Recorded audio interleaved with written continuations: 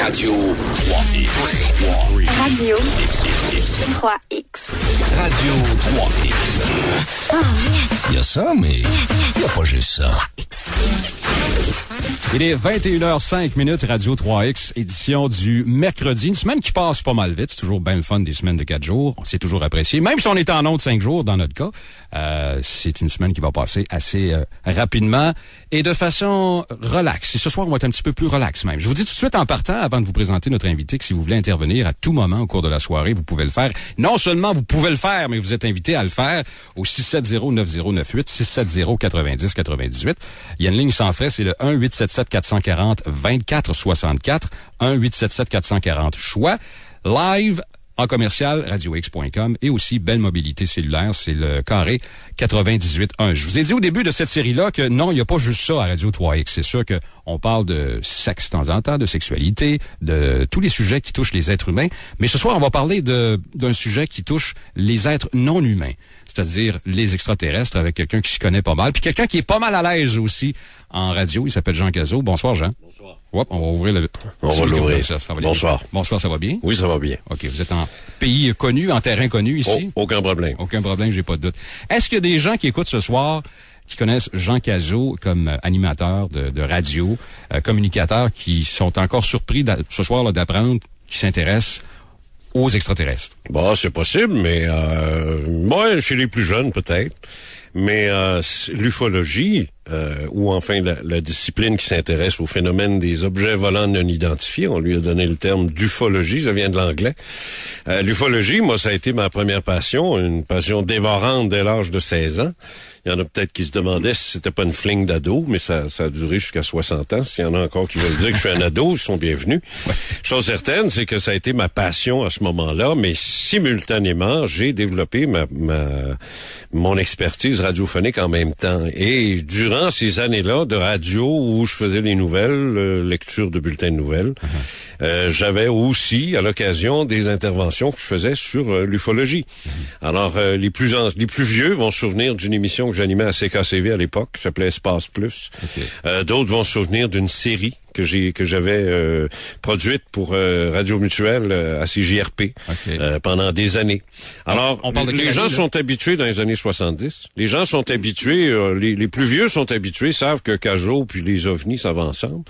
Après ça, j'ai quitté pour l'Outaouais pendant 20 ans. Là-bas, j'ai mené ma barque dans les deux camps, ufologie, radio, même chose.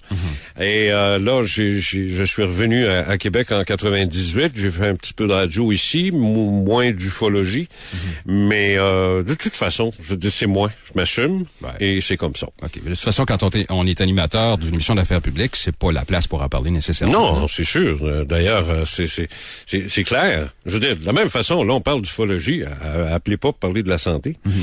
Et quand on parle de santé, d'éducation, de finances, d'économie, appelez pas pour parler d'OVNI. C'est juste ça. C'est une question de bon sens. On va commencer par le commencement, là. Parlez-moi du 22 décembre 1966. Ah ben oui. Ça avait de bonne mémoire en passant.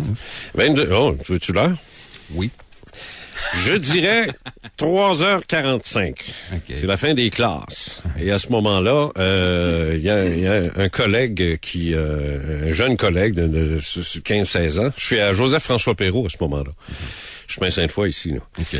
Et là, je termine l'année parce qu'on s'en va pour les vacances des fêtes. Et à ce moment-là, il me pose une question bien simple, parce que c'était le terme utilisé à l'époque, les soucoupes volantes. Là. C'est terminé, ça, aujourd'hui. Là. Ouais. Il me pose la question et il me demande si j'y crois. Et ma réponse a duré 2 heures. Okay.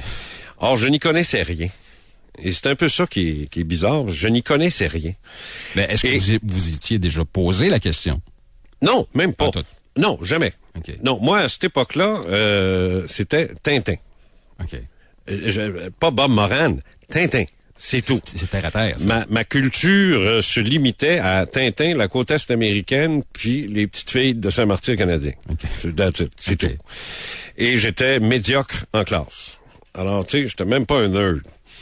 Et mais quand même, ça a été une espèce d'épiphanie. Et ça a été tellement vite, ça, que ça s'est développé de façon exponentielle, de sorte que le 4 janvier 67, c'est pas très long en temps, je fondais la SRPM, Société de recherche sur les phénomènes mystérieux. Et vous aviez quel âge? Je vais avoir 17 ans en mars. Okay. C'est pas encore fait, là. J'ai encore 16 ans. Et j'ai fondé ça. J'avais mon premier article dans Le Soleil. Tu peux le voir dans ma biographie sur mon site. Là. J'ai un site. Là, ce serait pas de mauvaise chose que si les gens veulent y aller en même temps, parce que je vais avoir quelque chose à leur montrer tout à l'heure. C'est facile, là, jeancazot.com. On peut y aller, on est là jusqu'à 23h. C'est ça. Okay. J'ai-tu dit jeancazot.com? Ouais. En un seul mot, c'est ça que je voulais dire. Okay. Et mon premier article qu'on a publié sur moi dans Le Soleil, c'était en avril, drette là. On est quelle date? On est quelle date? Karen? On est le 7. Le 7, okay. Ben, j'ai mon voyage. Bon. Ça fait 43 ans aujourd'hui qu'on publiait un premier article sur la SRPM, sur la fondation de la SRPM. Oui, dans Le Soleil, avec la photo, les grosses lunettes de corne, les oreilles décollées, puis le petit nœud de cravate. Juste assez pour t'étouffer, là. Okay. C'est assez spécial. Mais comment vous êtes arrivé à faire un article dans Le Soleil? Ça doit pas être Parce que j'ai appelé le journal, je leur ai dit, bonjour, je m'appelle Jean Cazot, je fonde la SRPM, je m'occupe des ovnis. Ils ont envoyé un photographe et un journaliste. Ah ben. J'ai donné ma première conférence dans les semaines qui ont suivi. Puis après ça, j'ai organisé mes rencontres. Une fois par semaine, on se réunissait. Les membres de la SRPM, on était 30, 40, ça montait, 50, 60. Et 80% étaient des adultes et des professionnels et des semi-professionnels. Et j'ai toujours 16-17 ans. Okay. C'est incroyable. C'est spécial, ouais. Et mais ça n'a jamais arrêté. Okay. Ça n'a jamais là, arrêté. Là, vous n'aviez pas commencé à faire de la radio à ce moment-là? J'en faisais, oui, mais pas de la radio de service public ou de la radio professionnelle.